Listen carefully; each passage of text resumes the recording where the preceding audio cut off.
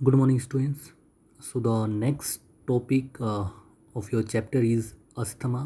जो asthma disease है हम उसके बारे में स्टडी करेंगे. साथ ही साथ प्रोसीजर, बेनिफिट्स, कॉन्ट्राडिक्शन फॉर सुखासन, चक्रासन, गोमुखासन, पर्वतासन, भुजंगासन, पश्चिमोत्तानासन, मत्स्यासन. अब देखिए, जब हम अस्थमा की रेमेडी के बारे में बात करेंगे कि कैसे हम अस्थमा को क्योर कर सकते हैं, तो बहुत सारे आसन यहाँ पर दिए हुए हैं. इनमें से कुछ आसन हम पहले कर चुके हैं पहले वाले लेक्चर्स में, तो हम उनको रिपीट नहीं करेंगे. सो let us study about the asthma. So asthma is a disease of lungs in which the airways are blocked or narrowed, causing difficulty in breathing. तो कह रहे हैं कि अस्थमा एक लंग्स की बीमारी है जिसके अंदर जो हमारे एयरवेज हैं जिनके द्वारा हम सांस लेते हैं वो या तो ब्लॉक हो जाते हैं या फिर वो बहुत ही ज़्यादा छोटे हो जाते हैं. मतलब जो स्पेस है वो बहुत कम हो जाता है जिसकी वजह से हमें सांस लेने में प्रॉब्लम होती है. In asthma the airways swell up and produce excess mucus. कह रहे कि अस्थमा के अंदर जो एयरवेज हैं उनमें सूजन आ जाती है और वहाँ से मकस मकस एक काफ़ी चिपचिपा पदार्थ कह सकते हो वो रिलीज़ होता है. इट कॉजेज कफिंग, वीजिंग और whistling and shortness of breath. जो ये मकस है ये कफिंग जो है और वीजिंग या फिर विस्लिंग है जो ब्रेथ की और सांसों का छोटा होना उसको कोज करता है, मतलब उसकी वजह बनता है. The coughing usually occurs at night और अर्ली मॉर्निंग. जो कफ है वो या तो रात में होती है मोस्टली या फिर जो अर्ली मॉर्निंग है उस टाइम पे होती है. The excessive amount of mucus in the path further narrows the airways because it is sticky and thick. और जो ये मकस इतनी ज़्यादा अमाउंट में बन रहा है ये कहीं ना कहीं जो एयरवेज हैं उसके पाथ को और ज़्यादा नैरो करता है क्योंकि मकस काफ़ी स्टिकी होता है, चिपचिपा होता है और काफ़ी थिक भी होता है. For some people it is a minor nuisance and for other it can be a major problem that hinders their daily activities and may lead to a life threatening asthma attack. तो कह रहे कि ये बहुत से लोगों के लिए एक छोटी सी प्रॉब्लम है बट कुछ के लिए बहुत मेजर प्रॉब्लम भी बन सकती है क्योंकि जो कहीं ना कहीं जो डेली एक्टिविटीज़ हैं उनके अंदर कहीं ना कहीं उनको प्रॉब्लम आती है और अस्थमा अटैक जो कि एक लाइफ थ्रेटनिंग अटैक है वो उनको आ सकता है. Asthma is a disease which can not be cured और treated but its symptoms can be controlled. तो अस्थमा कह रहे हैं कि एक ऐसी बीमारी है जिसको हम ठीक नहीं कर सकते, ना ही उसकी कोई ट्रीटमेंट है, लेकिन जो उसके सिम्टम्स हैं हम उसको कंट्रोल कर सकते हैं.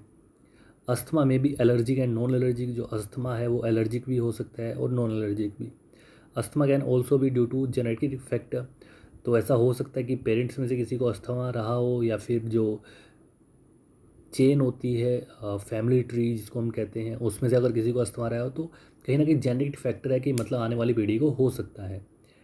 There are substances that cause allergies like irritants in the air including smoke from cigarettes, wood, fire, strong fume spray, perfumes और scented soaps etc. कह रहे कि बहुत से ऐसे सब्सटेंस हैं जिनसे एलर्जी हो सकती है जैसे कि हवा के अंदर सिगरेट का धुआं होना या फिर जो लकड़ी है, फायर है, इनसे जो धुआं बनता है वो स्ट्रॉन्ग फ्यूम्स काफ़ी ज़्यादा मात्रा में अगर धुआं उठ रहा है और जो डिओड्रेंट्स हैं आज के टाइम पे, परफ्यूम्स हैं, उनकी कहीं ना कहीं जो स्प्रेज हैं उनसे भी कहीं ना कहीं एलर्जी हो सकती है.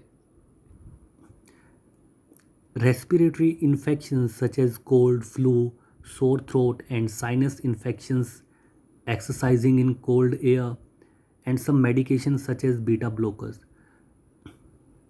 और जो ये रेस्पिरेटरी इन्फेक्शंस हैं जैसे कि कोल्ड है, फ्लू है, गले में सूजन आना, इन्फेक्शन होना, और ये सब कहीं ना कहीं ठंडी हवा के अंदर एक्सरसाइज करने से और जो मेडिकेशंस हैं, जो बीटा ब्लॉकर्स हैं, उनको लेके हम कहीं ना कहीं इनको थोड़े रिमूव कर सकते हैं. यू कैन से कि हम इसको, क्योंकि देखिए हमने अभी पढ़ा कि इसका कोई इलाज नहीं है बट इसके सिम्टम्स को हम कंट्रोल कर सकते हैं, तो कंट्रोल करने के लिए ये चीज़ कर सकते हैं.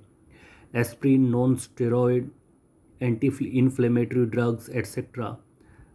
Asthma can be prevented as well as cured if the following asanas are practiced regularly. कह रहे कि जो अस्थमा है हम उसको प्रिवेंट भी कर सकते हैं, क्योर भी कर सकते हैं अगर नीचे आसन दिए हुए हैं उनको हम कर रहे हैं रेगुलर बेसिस पे. सो द फर्स्ट आसन इज सुखासन. तो सुखासन को आप देख सकते हैं इस डायग्राम में दिखाया गया है कि कैसे करते हैं, उसकी पोजीशन क्या रहता है, पोज क्या रहता है. So let us study about the procedure of doing Sukhasana. Sit down with legs straight in front of the body. कह रहे कि ऐसी अवस्था में बैठिए कि जो लेग्स हैं आपकी बॉडी के सामने हो, फ्रंट में हो. Bend the right leg and place the foot under the left thigh. तो अब कह रहे हैं कि जो आपका दायां पैर है उसको मोड़िए और जो आपकी लेफ़्ट थाई है उसके नीचे उसको रखिए, प्लेस कीजिए. Then bend the left leg and place the foot under the right thigh. और ऐसे ही अब आपको लेफ़्ट जो आपका लेग है उसको बेंड करना है और राइट थाई के नीचे प्लेस करना है. Keep the hands on the knees. जो आपके हाथ हैं उनको नीज़ पर रखिए. Keep the head, neck and back straight. Close your eyes. जो आपके सिर है, गर्दन है और जो बैक है उसको सीधा रखिए, आंखों को बंद कीजिए. रिलैक्स द बॉडी और अपनी बॉडी को रिलैक्स कीजिए. तो ये तो था आपका सुखासन करने का जो प्रोसीजर है वो ये था. नाउ अब सुखासन के बेनिफिट सिर्फ और सिर्फ अस्थमा में नहीं है, और भी बहुत सारे हैं, तो वो हम देख लेते हैं क्या क्या है. So first benefit is it stretches and lengthens spine. कि ये जो स्पाइन है हमारी उसको स्ट्रेच करता है और उसको लेंथन्स मतलब उसको कहीं ना कहीं लंबा करता है, इंक्रीज करता है. It enhances your peace of mind. कहीं ना कहीं हमारे माइंड को शांत रखने में हमारी मदद करता है और जो शांति है माइंड की उसको बनाए रखता है. It helps in improving body posture. जो बॉडी पोस्चर है हमारा उसको कहीं ना कहीं इम्प्रूव करने में हमारी मदद करता है. It spreads a sense of calmness through out your body and mind. कह रहे कि हमारा जो हमारी बॉडी है और जो हमारा माइंड है उसके अंदर एक मतलब कामनेस, एक शांति जिससे हमें मिलती है, उस सेंस को कहीं ना कहीं स्प्रेड करने का भी काम करता है. मतलब ये आसन कहीं ना कहीं हमारे को शांत रहना सिखाता है, हमारे को अपने आप को कंट्रोल करने सिखाता है. The next benefit is it provides gentle massage to knees, calf muscle and thighs. कह रहे कि जो हमारी नीज हैं, जो हमारी काफ मसल्स हैं और जो थाइज हैं, इनको कहीं ना कहीं एक जेंटल मसाज ये प्रोवाइड कराता है जिससे कि इनके अंदर जो भी टेंशन्स हैं लाइक, क्योंकि आपको पता है हमारी मसल्स काफ़ी टेंस हो जाती हैं, तो उस मसाज से वो रिलैक्स हो जाएंगी. The next one is it reduces anxiety, stress and mental fatigue. कह रहे कि जो एंजाइटी है, स्ट्रेस है और मेंटल फैटिग है, मतलब जो थकावट हो जाती है मेंटली, उनको कहीं ना कहीं रिड्यूस करने का काम भी करता है. It calms your mind. जैसे कि पहले भी मैंने अभी आपको थोड़ी देर पहले बताया था कि कहीं ना कहीं हमारे दिमाग को, हमारे माइंड को शांत रखने का काम ये आसन करता है. It facilitates mental and physical balance without causing strain और पेन.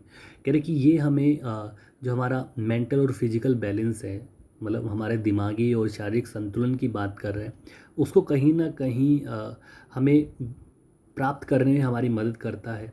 और इसके लिए हमें कोई स्ट्रेन नहीं उठाना, मतलब कोई टेंशन या फिर कोई पेन हमें उसकी ज़रूरत नहीं है. मतलब कहीं ना कहीं यूजिंग सुखासन हम हमारा जो शारीरिक और मानसिक संतुलन है उसको बना सकते हैं. ना कॉन्ट्राडिक्शन कि कब कब सुखासन नहीं करना चाहिए. So if you have a slip disc problem you should take proper care while performing this asana. कह रहे कि अगर आपको स्लिप डिस्क की प्रॉब्लम है तो ये आसन करते समय आपको बहुत ज़्यादा ध्यान देने की ज़रूरत है. And the last one is if your knees and hips are injured or inflamed you should avoid this asana. कह रहे कि या तो मतलब जो आपकी नीज़ हैं, घुटने हैं और जो आपके हिप्स हैं, अगर उनमें कोई चोट लगी है या फिर इन्फ्लेम्ड मतलब कहीं ना कहीं उनमें कोई ना कोई जलन आप कह सकते हो अगर है, तो उस समय पे हमें इस आसन को अवॉइड करना चाहिए। तो स्टूडेंट्स, यहाँ पे सुखासन आपका कंप्लीट होता है। आज हमने अस्थमा के बारे में स्टडी किया और that's all for today. Thank you everyone, see you next time.